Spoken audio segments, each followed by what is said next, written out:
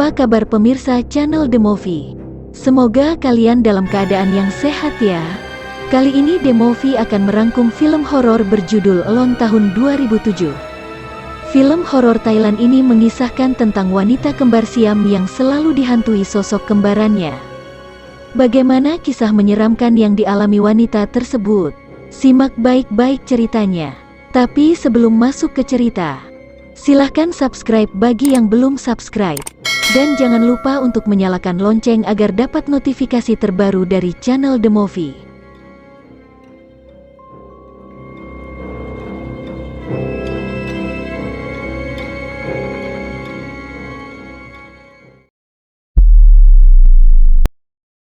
Kisah dimulai pada masa lalu. Ketika itu ibu sedang menjahit baju khusus untuk bayi tercintanya. Bayi itu bernama Pim dan Ploy yang merupakan saudara kembar siam dengan kelainan dempet di bagian perutnya. Ibu Pim dan Ploy memandangi kedua anaknya. Terlihat ibu itu sangat menyayangi kedua anaknya. Kemudian cerita beralih pada masa sekarang. Saat itu Pim dewasa berada di Seoul, Korea Selatan. Pim sedang memasuki rumahnya. Keadaan rumah Pim saat itu sedang kosong dan gelap. Terdengar bunyi pintu terbuka yang membuat Pim penasaran dan melihat sekeliling isi rumahnya. Namun tidak ada siapapun. Saat berjalan memandangi album foto, Pim dikejutkan oleh suami dan teman-temannya seraya mengucapkan, "Selamat ulang tahun." Pim merayakan ulang tahun bersama suami dan teman-temannya. Suami Pim, yang bernama Wi, ternyata sedang sakit diabetes. Wi memiliki seekor anjing yang diberi nama Lucky. Anjing tersebut merupakan peliharaan kesayangan Wi. Di tengah perayaan ulang tahun, seorang temannya meramal Pim dengan menggunakan media kartu. Ketika membuka kartu terakhir, teman Pim tersebut mengatakan bahwa sesuatu yang dahulu hilang akan kembali pada Pim. Pim mencoba mengingat masa lalu dan memikirkan apa yang dikatakan temannya tersebut.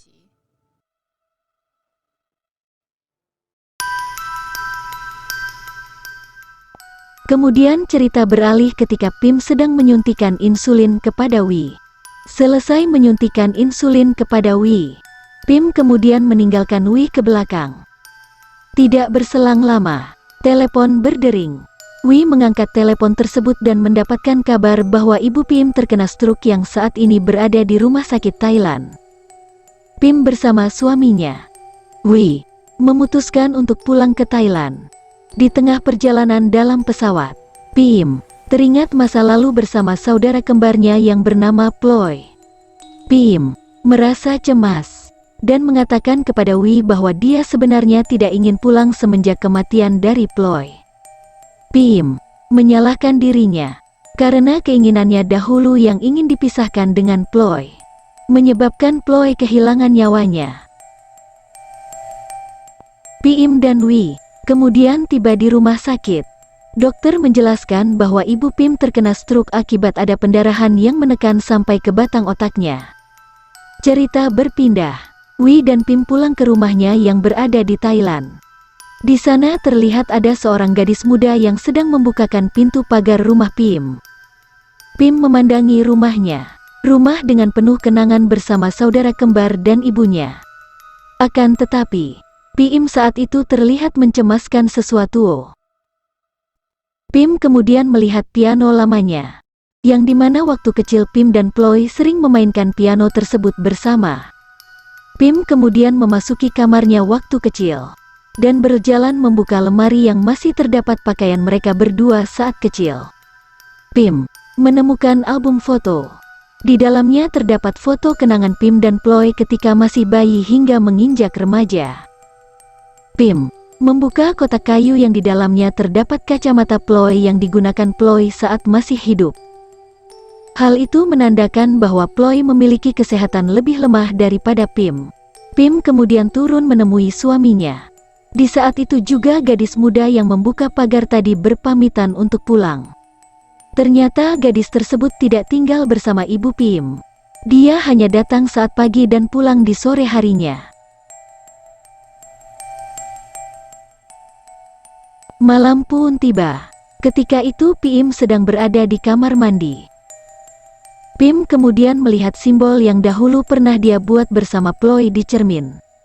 Seketika itu Pim langsung menghapusnya. Pim merasa ketakutan. Kemudian dia masuk kamar tidur dengan segera menyusul suaminya yang telah tertidur pulas. Pim kaget, dikejutkan sosok hantu yang sedang tidur di sebelahnya. Pim kemudian mencoba membangunkan Wi. Wi kemudian terbangun. Namun sosok hantu yang tadi berada di sebelah Pim sudah tidak ada.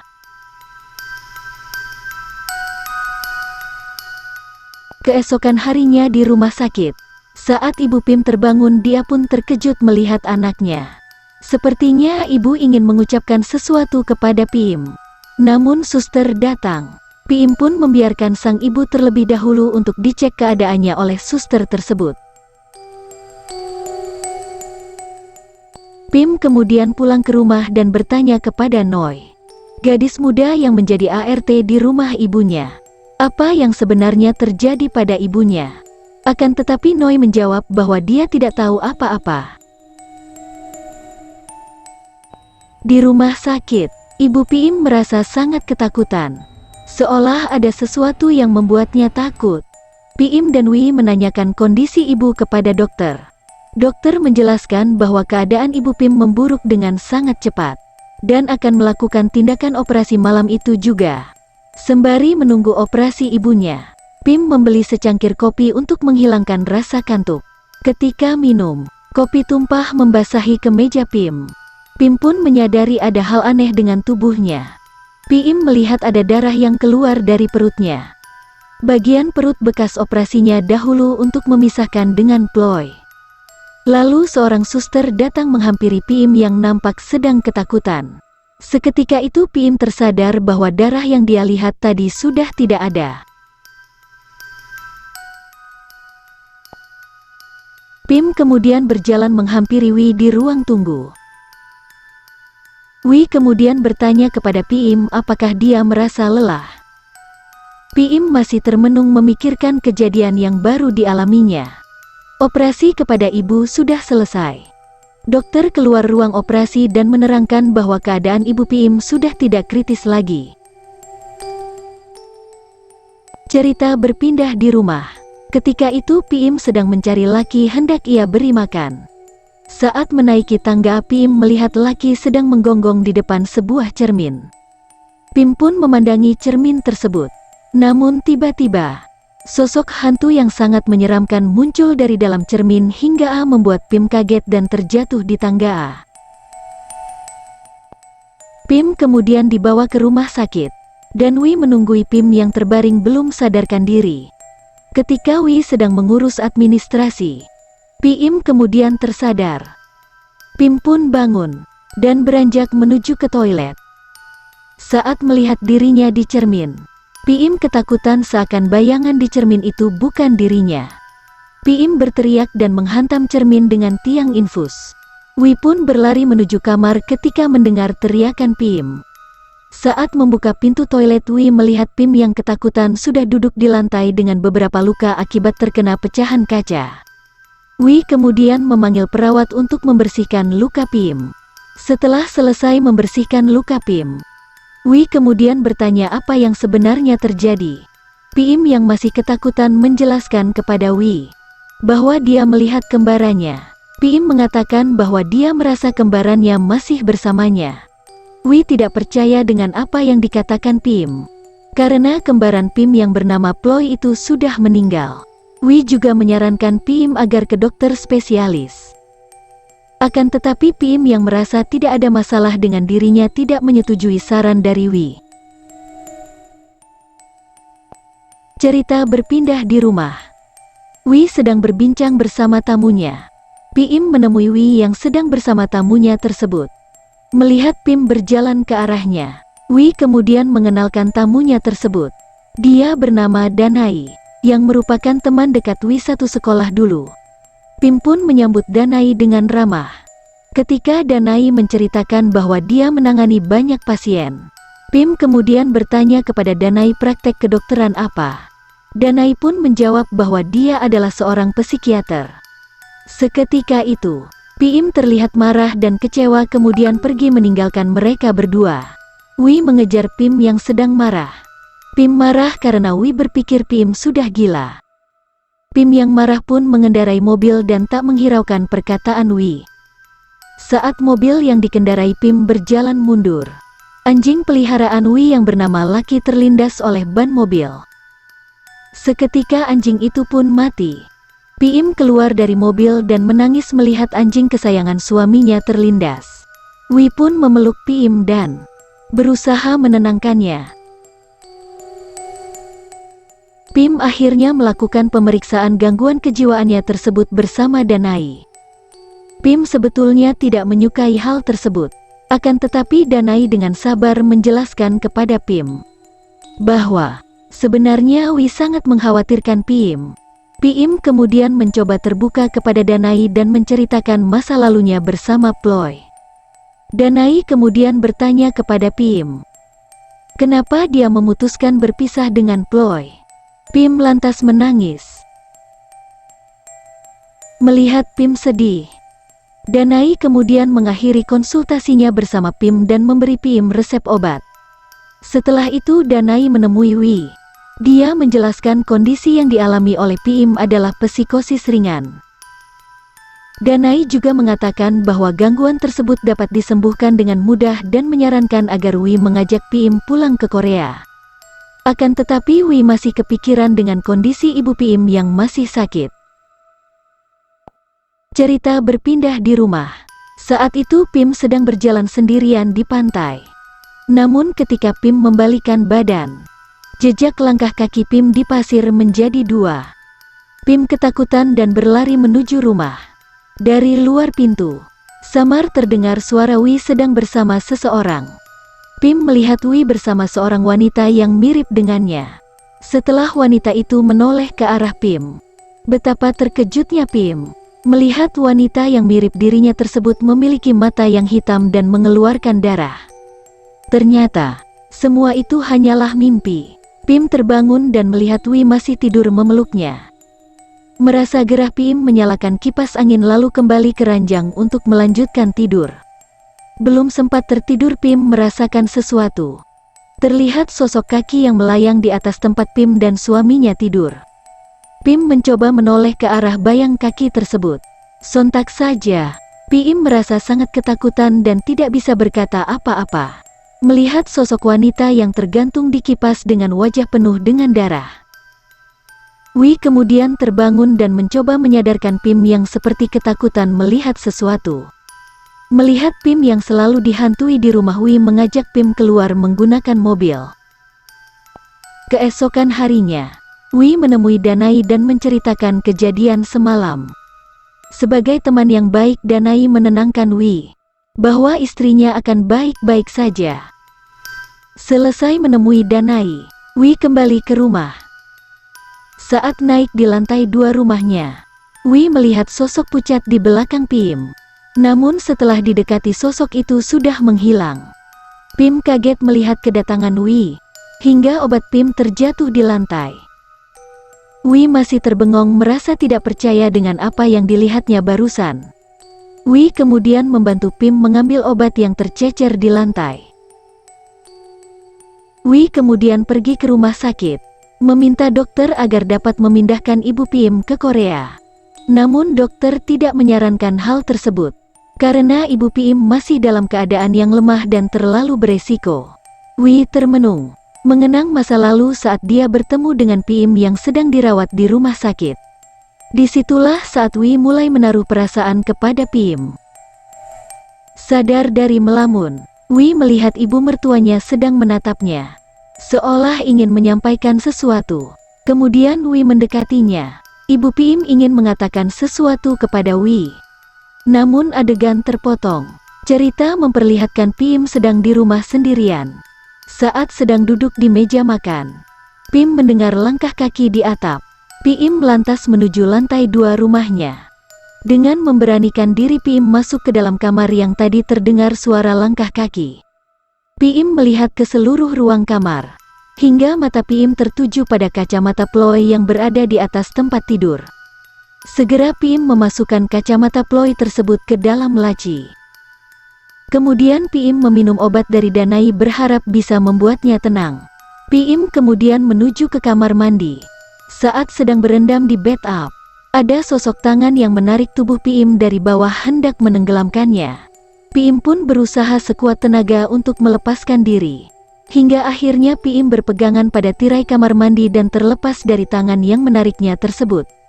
Tidak hanya sampai di situ, listrik tiba-tiba padam. Suasana pun menjadi gelap. Pim bergegas lari keluar kamar mandi dan mencari senter untuk penerangan. Pim berjalan turun ke lantai 1. Saat tiba di ruang depan, piano berbunyi dengan sendirinya. Sontak membuat Pim kaget hingga senternya terjatuh. Terlihat sosok kaki pucat, namun Pim belum menyadarinya. Saat Pim mengarahkan senter di belakang piano, terlihat sosok sangat menyeramkan. Pim kemudian berlari dan menabrak Wi yang sudah kembali pulang dari rumah sakit. Pim kemudian memeluk Wi dengan erat dan mengatakan bahwa dia melihat hantu Ploy lagi. Keesokan harinya Pim menemui Danai. Pim meminta saran kepada Danai, bagaimana agar dia bisa menyingkirkan rasa takutnya. Danai pun memberikan pemahaman bahwa yang dilihat Pim adalah hanya sebuah imajinasinya dan tidak nyata. Dengan panjang lebar Danai menjelaskan kepada Pim. Saat Danai menyuruh Pim menatap cermin, Pim menceritakan masa lalunya dengan Ploy. Dahulu Wi sering melukis Pim dan Ploy. Pim dan Ploy sama-sama menyukai Wi. Namun ternyata Wi lebih menyukai Pim. Berawal dari situlah Ploy merasa cemburu kepada Pim dan menginginkan pisah dengan Pim. Mendengar cerita dari Pim, Danai mengatakan bahwa keinginan untuk berpisah antara Pim dan Ploy merupakan suatu hal yang wajar karena tiap manusia ingin memiliki kehidupannya sendiri. Namun Pim malah sedih dan menyalahkan dirinya sendiri karena menganggap keinginannya tersebut menyebabkan Ploy kehilangan nyawanya. Merasa cukup sesi konsultasi dengan Danai, Pim pergi mengunjungi makam Ploy. Wi juga masih setia menemani Pim dan menungguinya di mobil hingga Pim selesai. Pim kemudian pergi ke rumah sakit. Saat di dalam lift, Pim melihat bayangan Ploy berdiri di sebelahnya. Dari pantulan sosok hantu Ploy merangkul Pim dan menyandarkan kepalanya di pundak Pim. Pim memejamkan matanya, berharap apa yang dilihat tidaklah nyata. Saat membuka mata, bayangan hantu Ploy sudah tidak ada dan pintu lift pun terbuka. Cerita kemudian beralih di rumah. Pim melihat seekor anjing dan memanggilnya Laki. Akan tetapi Wi mengatakan kepada Pim bahwa itu bukan Laki karena Laki telah mati terlindas oleh Pim. Wi sedang telepon dengan seseorang dan menyuruh Noi untuk membawa anjingnya keluar karena dianggap mengganggu. Ternyata telepon tersebut dari rumah sakit Korea yang menyetujui perpindahan ibu Pim. Cuaca kemudian mendadak mendung. Wi menutup jendela rumah saat membereskan barang yang tercecer di lantai kamar karena angin. Wi kemudian berkeinginan mengambil sebuah benda di bawah ranjang. Namun saat merangkak di bawah tempat tidur, Wi merasakan ada seseorang yang tidur di atasnya. Wi bergegas keluar dari bawah ranjang. Saat sebelum Wi keluar, dia melihat ada sebuah arsip yang terselip di bawah ranjangnya. Saat berdiri memeriksa, dia tidak melihat siapapun yang berada di atas ranjang. Wi masih keheranan, dan kemudian karena penasaran dia mengambil arsip lembar kertas yang berada di bawah ranjangnya. Ternyata itu adalah lukisan yang dia buat dulu untuk Pim. Wi kemudian menanyakan kepada Pim, apakah Ploy dahulu merobek lukisan yang dia buat untuk Pim. Wi kemudian mengambil kesimpulan bahwa Pim dan Ploy ingin berpisah gara-gara dirinya. Pim kemudian bercerita bahwa dahulu memang Ploy sempat melakukan percobaan bunuh diri dengan menelan semua obat. Mengetahui hal tersebut, ibu Pim menandatangani persetujuan operasi untuk memisahkan antara Pim dan Ploy walaupun itu beresiko. Namun kelihatannya Ploy tidak selamat setelah menjalani operasi tersebut. Pim juga memberitahu kepada Wi bahwa Ploy juga menyukainya. Malam pun tiba. Saat itu Pim hendak tidur. Pim tidak bisa tertidur karena dia merasakan kehadiran seseorang. Dari luar kelambu terlihat bayangan tangan. Tangan itu kemudian mendekap kepala Pim dari belakang. Kemudian Pim pun berlari dari atas ranjangnya hingga kelambu menutupi tubuh Pim. Pim mencoba menarik kelambu. Namun tiba-tiba sosok hantu Ploy tepat berada di depan Pim dengan wajah yang sangat menyeramkan. Keesokan harinya, Pim menemui Danai lagi dengan diantar oleh Wi. Danai seperti biasa melakukan terapi dengan mensugesti Pim dengan mengatakan bahwa itu semua hanya ilusi. Pim nampak sangat kacau saat itu, dan memarahi Danai bahwa apa yang dia lihat itu benar nyata. Pim kemudian pergi meninggalkan Danai karena dianggap tidak bisa membantu. Wi kemudian menemui Danai dan bertanya di mana Pim. Nampaknya Danai juga mengira bahwa Pim tadi sudah pergi bersama Wi karena marah. Seketika itu Wi bergegas menyusul Pim. Di dalam kereta, Pim masih merasakan ketakutan. Dia merasa ada yang duduk di sebelahnya. Pim kemudian berlari. Sesampainya di rumah, Pim membakar semua barang-barang milik Ploy termasuk foto mereka berdua. Pim nampak sangat frustasi. Saat mau mengambil pakaian hendak dibuang, Pim melihat sosok kepala hantu Ploy yang tiba-tiba muncul dari dalam lemari. Pim ketakutan dan berlari keluar rumah. Sampai di garasi, Pim kemudian menyalakan mobil. Saat lampu mobil menyala, terlihat hantu Ploy sudah berdiri di depan mobil. Pim langsung tancap gas dan menabrak hantu Ploy tersebut. Namun ternyata Pim justru menabrak greenhouse di samping rumahnya. Pim keluar dari mobilnya. Hantu Ploy ternyata masih mengikuti Pim yang terlihat dari cermin. Akhirnya Wi pun tiba. Pim meminta tolong dan langsung memeluk Wi. Saat memeluk Wi, ternyata Wi berubah menjadi hantu Ploy dan bagian perut mereka menyatu sama seperti saat sebelum operasi. Pim pun kemudian pingsan saat tertimpa atap kaca greenhouse. Wi yang sesungguhnya akhirnya datang, melihat rumahnya dalam kondisi yang porak-poranda.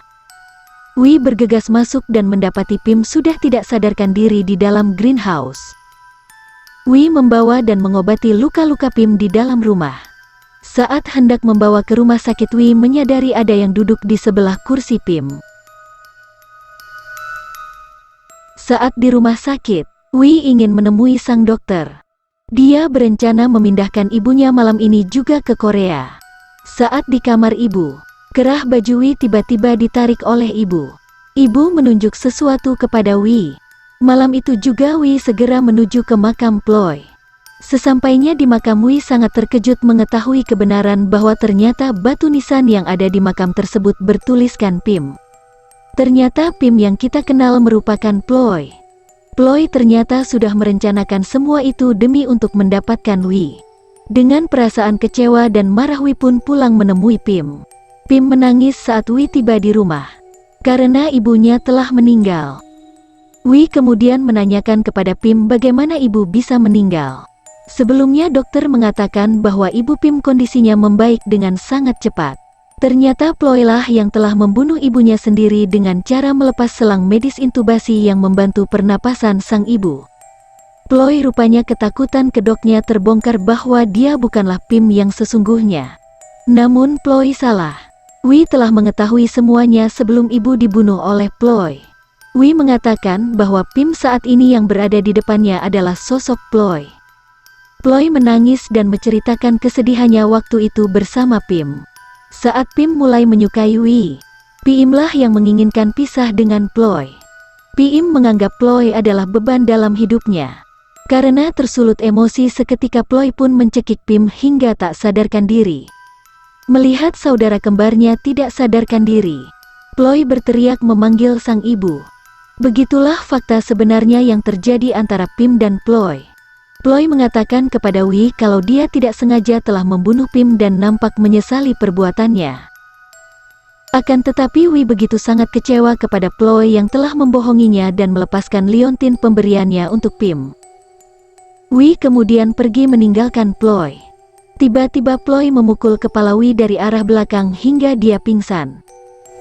Saat Wi tersadar, dia sudah dalam keadaan mulut tangan kaki terikat di dalam kamar. Wi berusaha melepaskan ikatan tersebut dan kemudian terjatuh. Kemudian sosok Ploy yang jahat memasuki kamar mendekati Wi. Ploy mengatakan bahwa selama ini dia juga menyukai Wi. Dia iri kepada Pim, karena semua orang lebih menyukai Pim daripada dirinya. Saat Ploy ingin menyuntikkan insulin kepada Wi, dia menusuk perut Wi dengan sangat keras hingga Wi merasa kesakitan. Secara spontan Wi membalas kelakuan Ploy tersebut dengan menghantamkan kepalanya ke hidung Ploy hingga berdarah. Ploy kemudian keluar kamar. Ternyata dia mengambil potongan kepala anjing peliharaan Wi dan melemparkannya ke pangkuan Wi. Bel pintu pagar tiba-tiba berbunyi. Saat dilihat Ploy, ternyata itu adalah Noi. Ploy membukakan pintu kepada Noi dengan sangat kencang. Melihat Ploy menatap sinis ke arahnya, Noi menjelaskan kedatangannya kepada majikannya tersebut untuk mengambil handphone yang ketinggalan. Ploy sebenarnya tidak mengizinkan Noi masuk dan dia sendiri yang akan mengambilkan HP-nya Noi. Akan tetapi Noi sendiri tidak mengetahui HP-nya tertinggal di sebelah mana. Noi pun permisi masuk kepada Ploy. Di saat itulah Wi memanfaatkan kesempatan untuk melepaskan ikatannya pada kursi. Selesai berurusan dengan Noi, Ploy kemudian naik ke atas tempat di mana Wi sedang diikat. Sebelum Ploy sampai di kamar, Wi ternyata sudah berhasil melepaskan ikatannya dan bersembunyi di bawah ranjang. Ploy hanya melihat kursi yang dia gunakan untuk mengikat Wi, lalu berjalan keluar kamar merencanakan sesuatu. Merasa sudah aman, Wi berjalan keluar kamar dan melihat lantai sudah basah dan setelah dia cium ternyata itu adalah bahan bakar. Rupanya Ploy ingin membakar rumahnya. Mendengar suara, Ploy yang sedang menuruni tangga kembali ke atas lagi. Dia kembali ke kamar mencari keberadaan Wi. Ploy meneriaki Wi agar segera keluar sembari menyalakan korek api dan mengancam akan membakar rumahnya. Tiba-tiba Wi muncul dari arah belakang berusaha menggagalkan aksi Ploy tersebut. Akan tetapi korek api justru terjatuh di lantai dan api mulai merambat membakar lantai papan kayu rumahnya. Ploy dan Wi terlihat masih beradu dengan sengit. Ploy meremas perut Wi yang terluka dan mendorongnya hingga mereka berdua terjatuh di tangga. Saat terjatuh, kaki Wi terjepit pada pilar tangga hingga patah. Wi berteriak kesakitan dan melihat Ploy tidak sadarkan diri di lantai bawah. Dengan merangkak, dia melewati tubuh Ploy. Wi menuju ke arah lemari es kemudian menyuntikkan insulin ke tubuhnya agar tidak melemah. Api mulai membakar ke arah tubuh Ploy. Namun saat Wi selesai menyuntikkan insulin, dia tidak melihat lagi tubuh Ploy. Wi pun cemas, berusaha merangkak lagi menuju keluar. Saat menutup pintu, Wi melihat jasad wanita terguling ke arahnya. Sungguh sangat sadis sekali. Ternyata Noi telah dibunuh oleh Ploy. Wi melanjutkan merangkak. Di tengah jalan akhirnya Ploy menghadangnya dan memukul Wi dengan tiang lampu.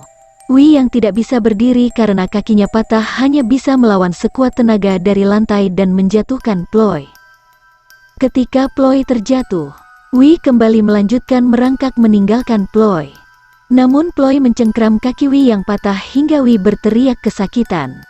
Wi kemudian membenturkan pintu ke arah kepala Ploy sehingga cengkraman Ploy pun terlepas. Wi kembali merangkak. Api pun sudah membakar seluruh ruangan. Ploy berlari mengejar Wi kemudian menindihnya dan berusaha mencekiknya. Keadaan pun dengan cepat dibalik oleh Wi. Posisi Wi berada di atas hendak memukulkan balok kayu ke kepala Ploy. Namun Wi ternyata tidak sampai hati melukai Ploy. Kesempatan itu dimanfaatkan oleh Ploy menendang kaki Wi hingga terjatuh kesakitan. Melihat Wi sudah lemah kesakitan, Ploy segera mencekiknya sama seperti yang dia lakukan kepada Pim. Tiba-tiba Ploy melihat Wi berubah menjadi hantu Pim yang sangat menyeramkan. Ploy melepaskan cekikannya pada Wi karena ketakutan. Wi yang terlepas kemudian mendorong lemari kayu hingga terjatuh di atas tubuh Ploy. Ploy pun terkurung di dalam lemari tersebut. Akhirnya Wi berhasil keluar dan meninggalkan Ploy yang masih di dalam rumahnya yang terbakar. Cerita memperlihatkan Ploy yang terkurung di dalam lemari. Ploy berusaha keluar namun usahanya sia-sia. Di saat berusaha keluar sosok hantu Pim datang merangkak dari bawah kaki Ploy. Ploy ketakutan melihat hantu Pim memeluknya dan akhirnya Ploy pun meninggal dengan cara terbakar bersama rumahnya yang penuh kenangan bersama Pim. Keesokan harinya Wi mengunjungi makam Pim. Dia mengembalikan liontin pemberiannya dan menaruhnya di batu nisan Pim. Dan film pun berakhir. Bagaimana kisah film horor Thailand ini? Menyeramkan sekali ya. The Movie mengucapkan terima kasih bagi yang telah menonton dari awal hingga akhir. Sampai jumpa ke video berikutnya.